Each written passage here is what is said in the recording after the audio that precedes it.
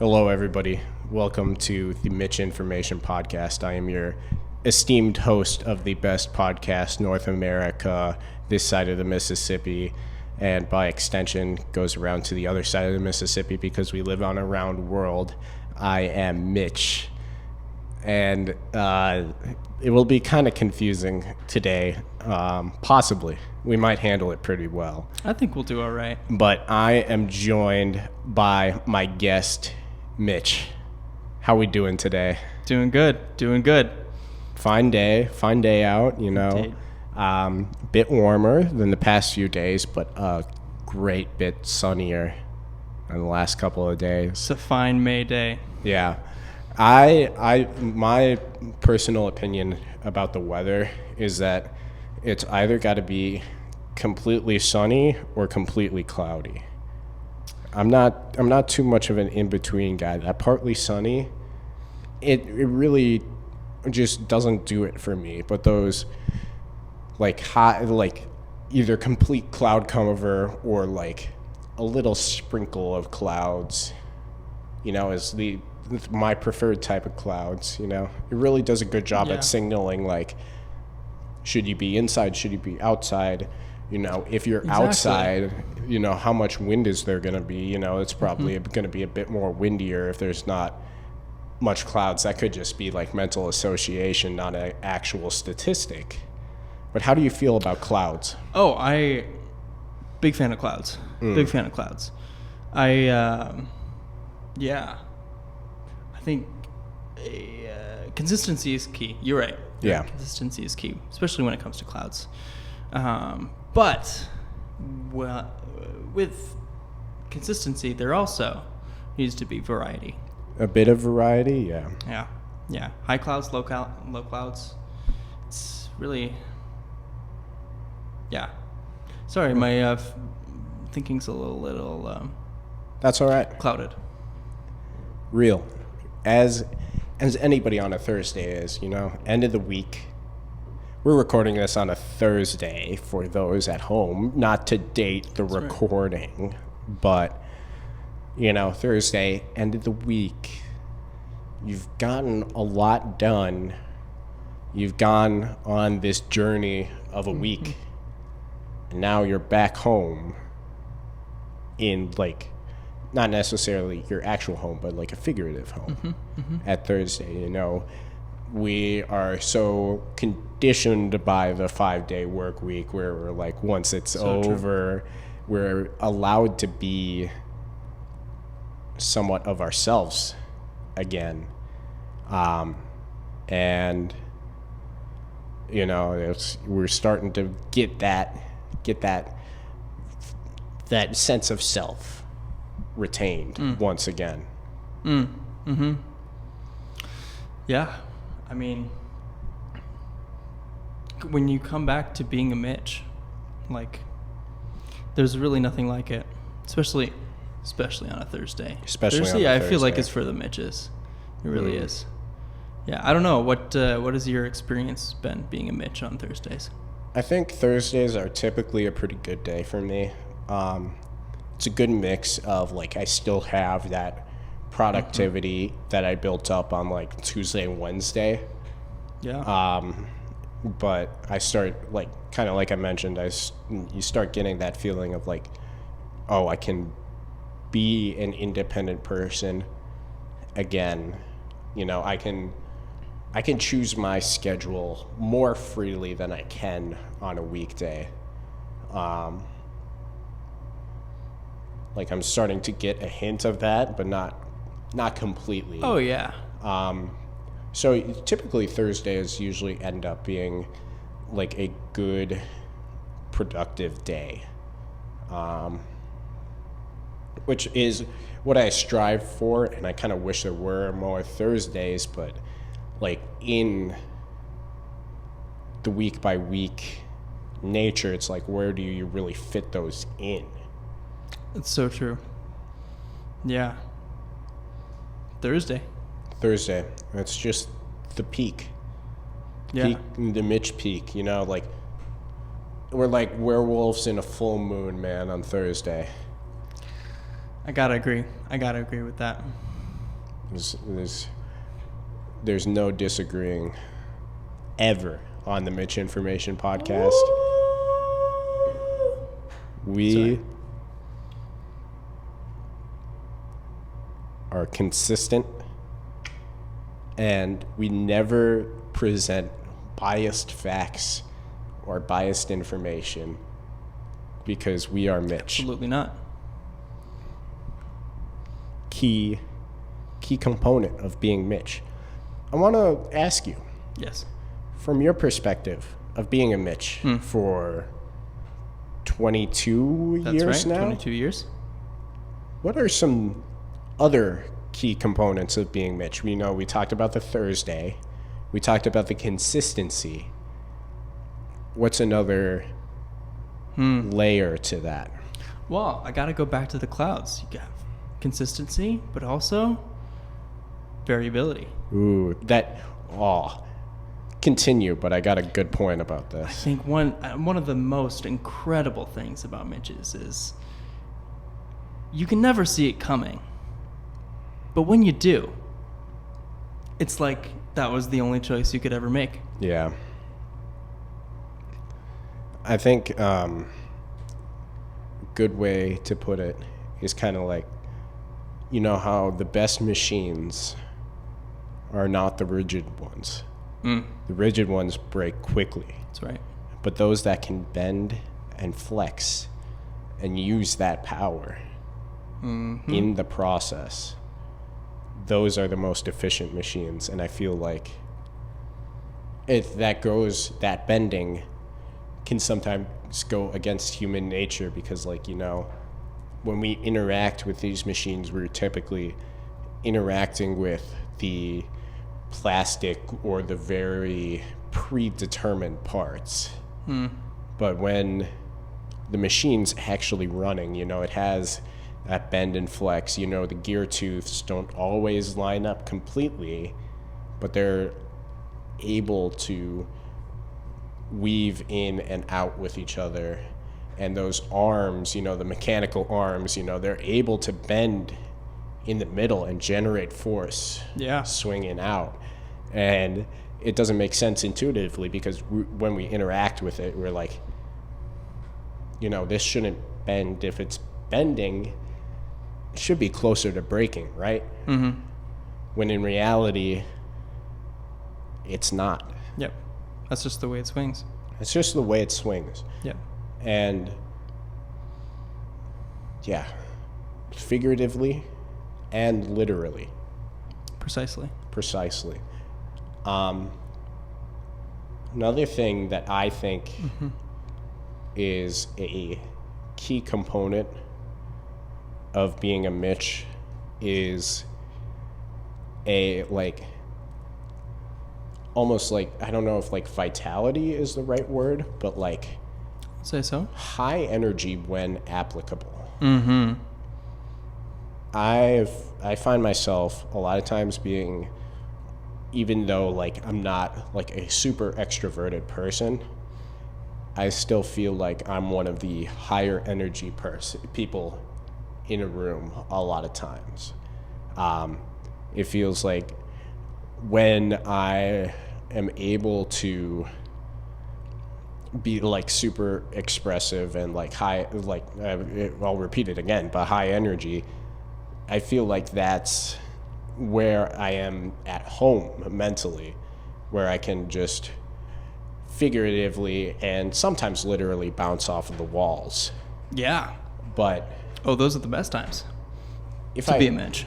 best times to be a Mitch, you know, and I really think that just vitality and will of life, even that may be like overstretching the importance of it, but that's kind of like how I like to frame it. Would you agree with that statement? I think that's right on. Yeah. Mitch is like our space, but also we know right when that energy is needed, right when that strike is needed. Yeah.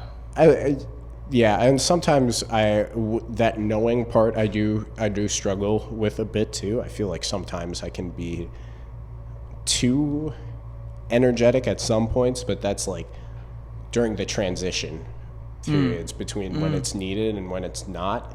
And that can be like a kind of like a multiple, like I don't learn just at one period of time. It's like the constant adjustments to my surroundings. Well, not constant, but like repeats every so often. Yeah. It's like you gotta resurvey the process. Kind of feels robotic talking about it, but sometimes it ends up being that way. I mean, it's gotta be elastic. Right? Machine. Yeah. Yeah. Willing to bend. You can't just. I feel like a lot of people are, and this can be applicable to other Mitches as well, but like the ones I know, this doesn't really fit to.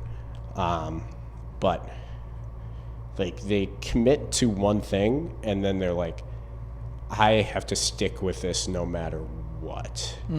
It's a weird form of like loss aversion and confirmation bias where you're like, I committed to this once, I can't back away, because if I back away, then it's like people are like, you failed at that, right? You failed at that. You have to, like, if you're backing away, it was a failure. And I feel like I'm not as pressured to be like into sticking to things. I'm able to, like you've said, be flexible when appropriate. Oh, yeah. It's really great growth. Yeah. Especially for, Mitches. Yep. We're just constantly growing, We sure are. Just like an old growth tree, man. We're just, and trees, flexibility, getting back to it. Yeah, exactly. Trees are just Mitches, man. Big connection. Big connection. Big information. Big Mitch information, if you would. There it is. Like they're rigid when they need to be, but you see them in the wind, they flow with the wind. They're able to regain their posture without any damage. Most of the time, sometimes the wind's too overwhelming. That's true. Sometimes you have to get that. Or I guess sometimes like your code fails at midnight and you're like, shit. I gotta just redo this work from the beginning, or rework the whole system. Or it's like I gotta rewrite this paper that I got feedback on, but the feedback isn't helpful. That's one thing I struggled with in college, was like feedback. It's like sometimes it's just like I don't even know what to do with this, and it's like can't really go to office hours because I don't know what to ask. But like when I do, sometimes it's been helpful, but like other times it's like I just don't know what to do. I think I'm already at an A. So I'm not, that marker, that 90% marker is like, I could just drop it here. Yeah. How do you handle feedback as another Mitch? Well, I think it depends on a lot of things. It depends on where it comes from. So if it comes from a professor, I'll take it with a certain amount of authority, I guess. Yeah. But often if it's apparent that they just don't get the kind of ideas that I'm putting out, then I take some of it, flex a little bit, but just move right along around it. Yeah. Yeah. I don't know. Sometimes advice from friends is helpful because they know me, but some things you don't get. It's like, well, I guess some of this feedback is, tasty. Yeah. real filling, when some of it's kind of, you know, greasy, like fast food. But Yeah. But sometimes, you know, you kind of, like, or I guess a better way to put it, like you're saying, the audience really does matter. mm-hmm. And not only the audience, but the speaker That's right. matters. The speaker audience interaction, which I feel like a lot of people forget that it is still two-sided advice. Like, if you are giving out advice, you know, you really have to tailor it to yourself, but also to the person you're giving it to. Because if Mitch says you need to be less flexible, you need to commit harder, I don't think I'm the person to send that message as stated. But if I needed to send that message in advice, I'd probably have to tweak it a bit, because as we've discussed, you know, we're flexible people. But if that person needs to be more committal, more like rock solid in their own opinions, because they're just way too flexible, they're able to be influenced too quickly, then I may not be the best person to give that message, because like you've said too, with like how you perceive that feedback. Like, if I'm known as maybe on the committal thing, if I think sometimes I'm known as like a non-committal person, if I tell somebody to be more committal, then it's like, well, this guy doesn't do it. This guy doesn't know how hard it is. What is this guy can't do it. He hasn't done it before. So why is he trying to get me to do it? Yeah. It's often about character. Yeah. For sure. Are there any other pillars of Mitch that we should deconstruct? I think. Yeah, I think we want to maybe address the elephant in the room, which is Mitch. Apologies. Mitch or Mitchell. Yeah. It's a whole array. Of choices and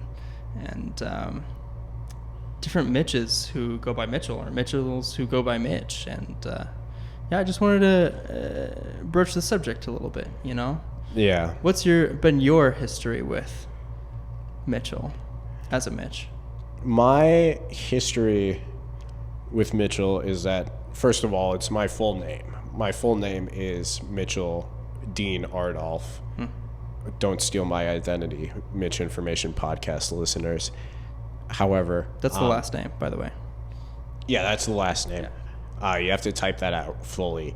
Don't steal my identity. So it's Mitchell Dean Ardolph. That's the first and the two middle names. And then the last name is Don't Steal My Identity, Mitch Information Podcast listeners. Excellent.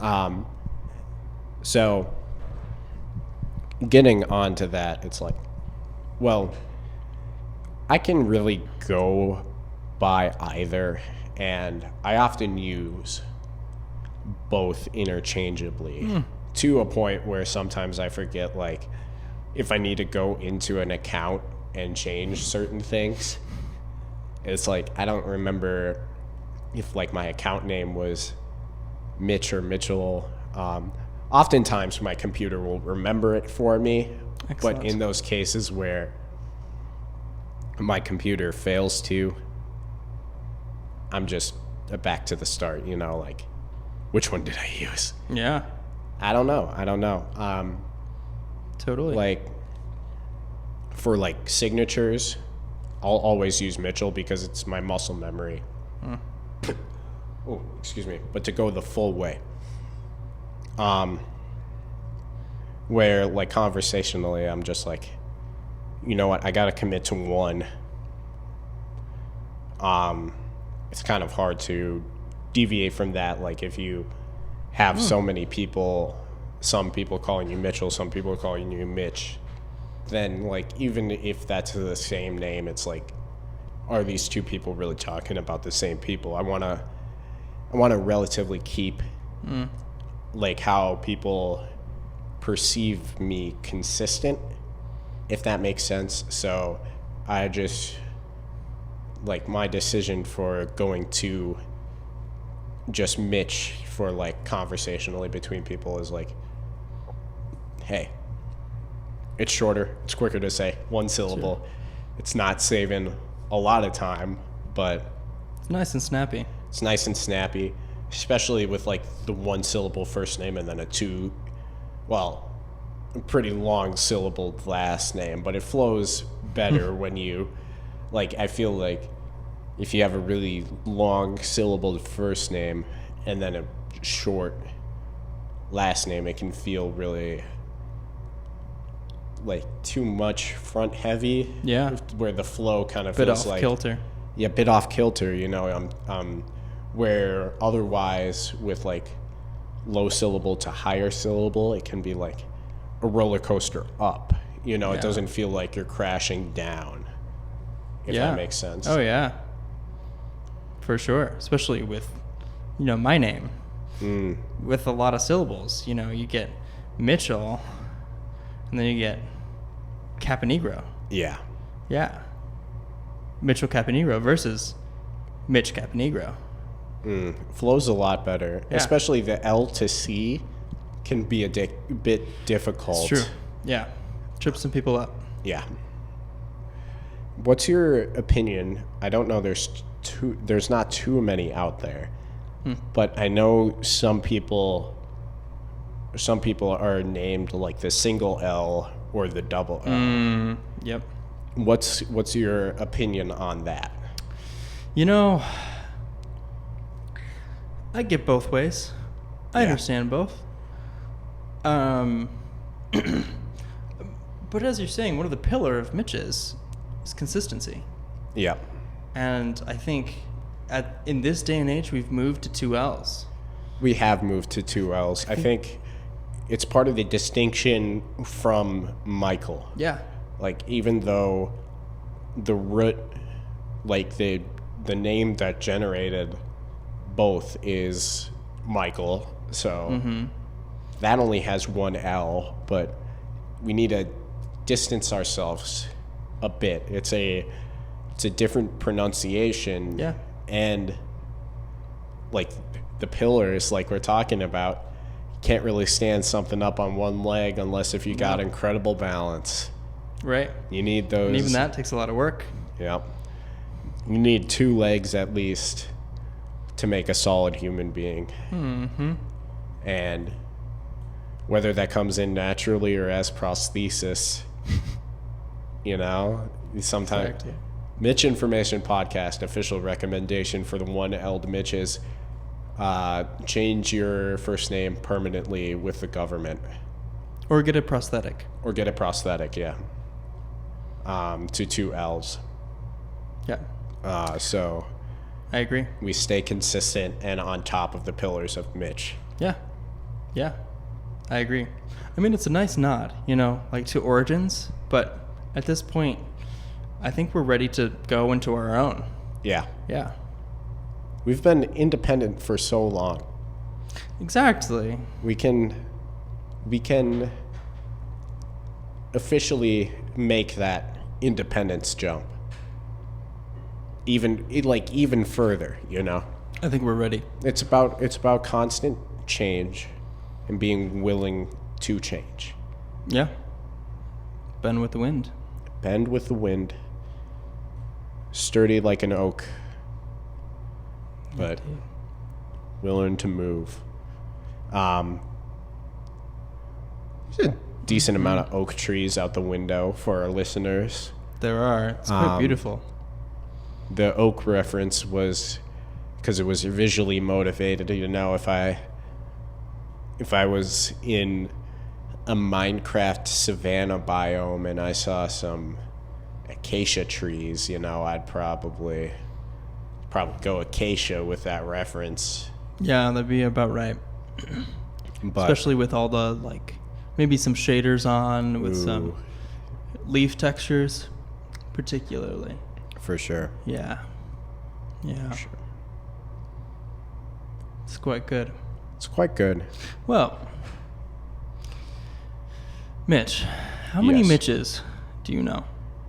I know you. That's one. This one. I know there's another Mitch. For the viewers at home, the two Mitches speaking to you right now, previously, well, soon to be previous, went to the same college. This is true. There was a third that I knew in my development econ class. And then there was a 1L Mitch in my high school. And Wow. one of my friend's brothers that I've met once, his name is also Mitch. So I can confidently say, I think that was 4, 2 here and 2 think so. previous. Yeah. I think that's right. How many Yeah. do you know? Well, I know you. 1. That's one. And the other, Senior Mitch, who could not be with us, unfortunately. We Mitches have a lot to do, so Yeah. that's understandable. Especially around this time. Especially around this time. Thursdays, Thursdays. Big peak day. big day. Yes. And I know this Mitch is pretty busy with other physics things. Yeah. First time that I met him, it was in a physics class, specifically, and yeah, we've had a couple classes since then. So Nice. it's always nice. It's always confusing because The two Yeah. in the same class. two in the same class with Yeah, when I was in development econ with him, we got paired up for the same oh boy partner project, There you and go. that was like all the files for each specific group were usually named like each of the last names or each of the first names of the that's right. person, and our file was just the Mitches. The Mitches, beautiful. It is beautiful. Any Yeah. others that you know? Any others? Well, I've heard of a Mitch that goes here. Yeah, I've heard of one as well, but I can't confidently say that I've met him because I've only seen his face in the directory. Yeah. I must be one of those more werewolf types. Yeah. Yeah. Common in the community. But, yeah, besides that, there was one in middle school, Okay. 2 grades below me. So I met him only a couple times. Yeah. But, yeah, besides that, it's just, was that 3? 3? Yeah. Yeah. That's still a good number too. It's not like a John where everywhere you go Right. there's another John and then you get characterized into your last name only, Exactly. unless if it's 2 John Smiths. Right. Then It's really unfortunate. then you got a problem where it's like, okay, we're really gonna boil down a person to possibly even a number, That gets into some problematic territory. So the Mitch Information Podcast advocates for name diversity, not just the spelling. The spelling name diversity could be reduced a bit, Indeed. but the different pronunciations I feel like can be really helpful in distinguishing not only the individuality of a person but the ease of reference to that person, even if it is a difficult pronunciation. I feel like when people put into that effort to be like, hey, I've I now know how to pronounce your name. Mm-hmm. And this is kind of hard to say from, like, Mitch is a pretty easy name to say. But Thankfully. I feel like when you get to know somebody and then you know how to pronounce their name on top of it, I feel like that's a real bond strengthener. Mm-hmm. Yeah, really is. Yeah, it's huge. Yeah, I agree. I think that, we, as a species, continue to evolve and adapt. And I think having more clarity about phonemes, Yeah. really, I think it could, some might argue that it would reduce complexity and creativity, but I disagree. I think it would lead to even more beautiful combinations and changes, because we're not limited by these old spellings where everyone thinks, what? Why is it spelled like that? That's dumb. Yeah. I feel like that's holding us back. Yeah. Yeah, I can see that for sure. Yeah, it's like, where does the GH even come into this name? Why can't it just be like an A at the end, you know? Or Especially, double E. Oh, yeah. I find difficulty in spelling a lot of things. Google autocorrect has saved me from the depths of F grades in English. So Cheers. shout out to Google autocorrect. Now I can worry about my grammar instead. They do have some grammar recommendations, but not all of them are actually accurate, I've found. That's true. You really got to pay attention. And unfortunately, the algorithm doesn't always pay attention the way you'd like it. Yeah. It's very hit or miss. Yeah.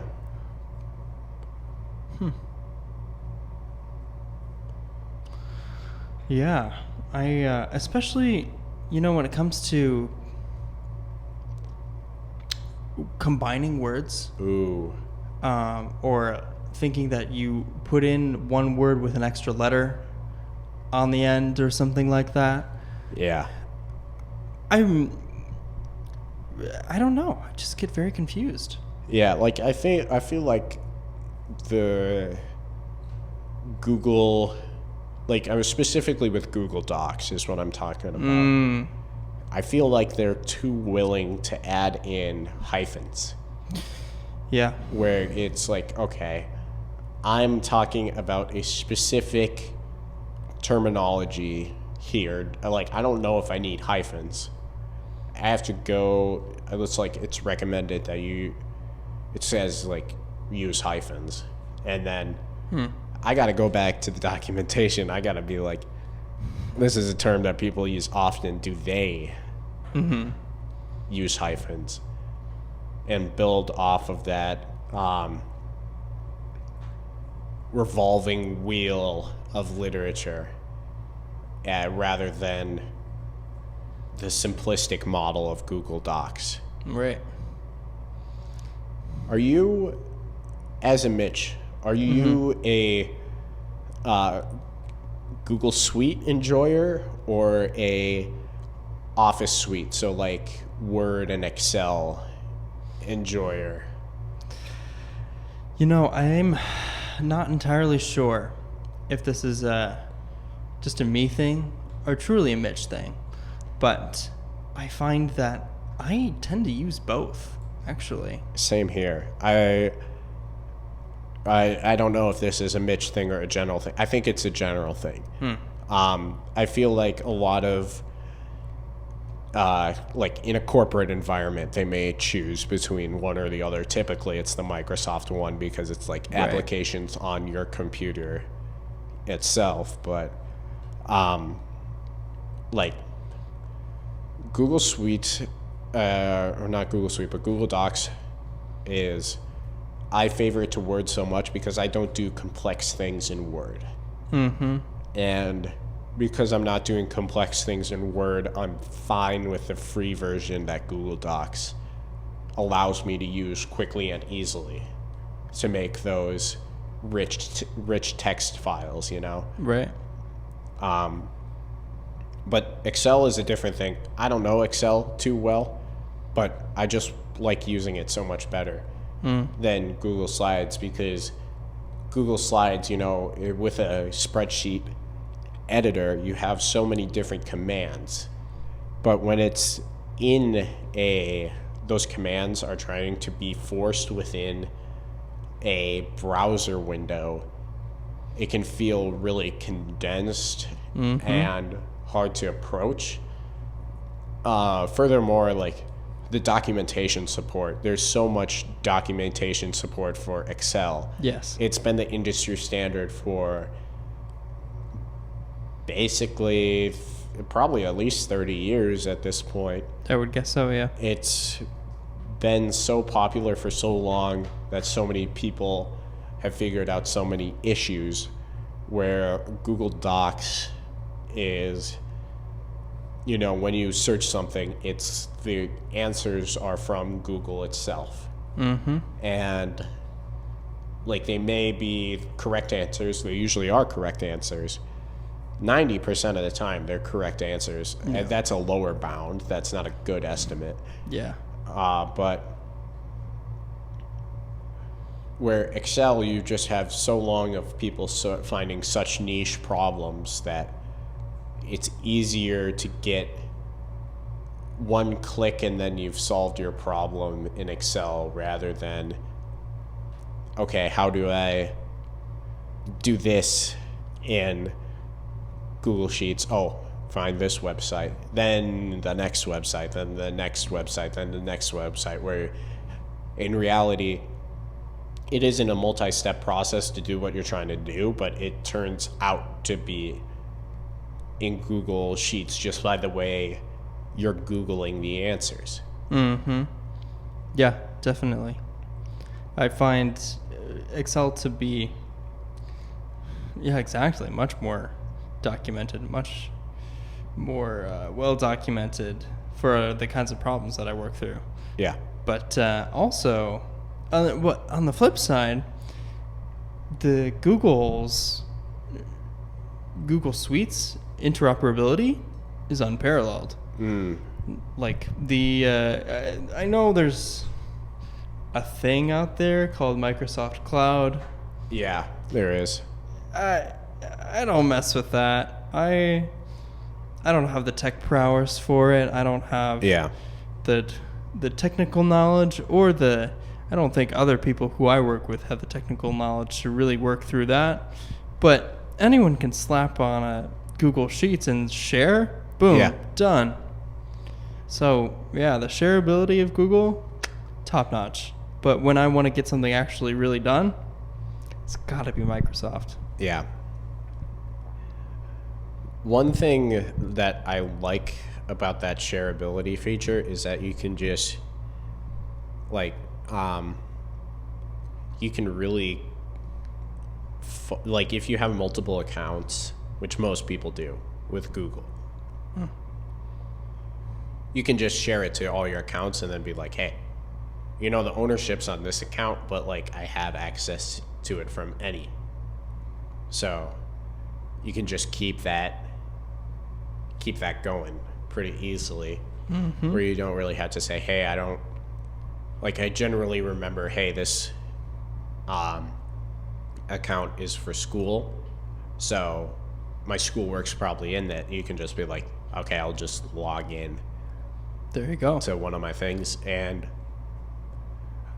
one thing that I find people on the border a lot, most people are like, yeah, Google Docs are fine for most things, and we'll switch to Excel because Excel is just so much better than Google Sheets. One thing I find a lot of people on the fence about is slides generation. Are you a Google Slides or a PowerPoint enjoyer? I think that's really the big question. In my time, I grew up on Google Slides. Yeah. Which is an odd thing to say. No, Yeah. I don't think it's odd. I got my start on Google Slides as well. Yeah.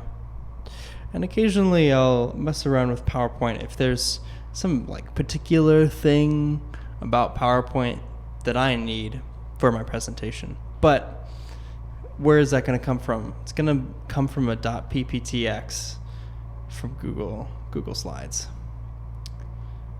So, Yeah. yeah. What about you? I am typically a like 99.9% of the time Google Slides, and that's because I don't really have the visual eye for slides. Like sometimes I've created good looking slides, but those are from like templates from Google or like Googling, not directly Google. Like Slides to Go is a big one. Yeah. Slides Carnival. Slides Carnival. Yeah, so typically Google Slides. Technically one presentation that I did in PowerPoint, I didn't do any of it. It was just it was just the project partner who knew so much about PowerPoint that he was like, yeah, we'll get it done. Wow. And it looked great. It looked great. PowerPoint, I feel like, is a more kind of similar to the Excel versus Sheets debate. PowerPoint is the more robust platform, Oh, yeah. partly because you have to pay for it, so there's like more economic incentive for the company to update it more frequently. But yeah, it's just That's like true. reverting back to the Docs versus Word debate is like, I don't really have the skills or the mental frame to really want to move to PowerPoint. Yeah. Yeah, there you go. Wow. And then I think email is a no-brainer between the two, because the only two times I've had to use Outlook Yep. are for an internship, because they use G Suite. The entire company used G Suite. I mean, not G Suite. Microsoft Office Suite. My bad. I got them mixed up. But It's all right. that's the only time. One of the two times I had to use Outlook, and then the other time was because I took summer classes at a different college, and their email was set up with Microsoft Office Suite. So I had to adopt the Office Suite for a summer, and then I deleted it from my phone promptly after, because I found Gmail's like general format to be more familiar to me, partly because I've been using it for so long, but also like kind of like you talked about with like the shareability and integrability between separate platforms. Like I feel like having a chat in your email makes sense, but having the calendar also in your email can be a bit difficult to conceptualize for myself personally. Yeah. Where like even in Gmail you can, like if you get an email for an event, you can still create a calendar like event based off of that. But it's a separate website, which I like. Where in Outlook, it's just a separate tab within the application. the calendar. So, like, Interesting. it's not the worst Yeah. thing. It's just like I prefer the separate website, if that makes sense. Yeah, I mean, keep conversation with conversation. Yeah. Yeah. Oh, look at that hummingbird. Crazy that's coming up to the window, of all places. Yeah.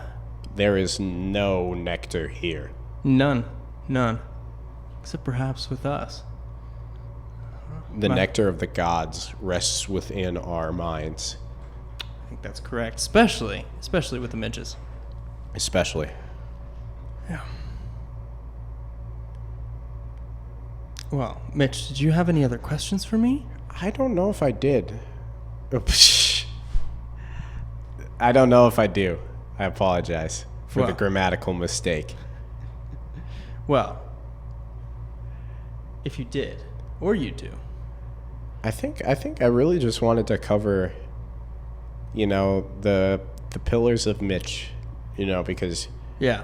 it's great to so circle funny to see like someone with the same name as you and then be like, "Oh wait, I got a decent amount similar with Yeah. this person." And it's Yeah. like we weren't raised the same, like No. exactly the same. Like I'm from Indiana. you're from Indiana of all places, Yeah. one of the 50 states. I'm from another one of the 50 states, Minnesota. So it's like, there's no different parents as well. It's just, Quite true. it's like so much of that. And it's like, I can really relate to this person. It's crazy. And sometimes you find that with people with different names, but to find that and then also same name is kind of like, wow, Yeah. You gotta wonder. Gotta wonder like what's going on in the minds of parents who are deciding to name their kids Mitch. Mm-hmm. We need to study this statistically. I think so. Yeah. Well, and that's also a call to, all of our wonderful listeners. If you know a Mitch in your life, get them in contact with us. Get them in contact. We'll have a segment where we can just we might even have a whole episode, Oh, Mitch part two. talking to more Mitches, finding out what's the pathway, what's the causal connection between us all. And I think that call to action is a good place to sign off. Thank you for joining me on this wonderful adventure, Mitch. It's been a pleasure, Mitch. Incredible. Looking to the future, we'll both be graduating college officially pretty soon. We got all the grades in, got Yeah. all the classes done, but The 2 graduating Mitches. 3 as well. 3 graduating Mitches from this institution. Yep. So, hopefully there will be some more consistent uploads with the Mitch Information Podcast.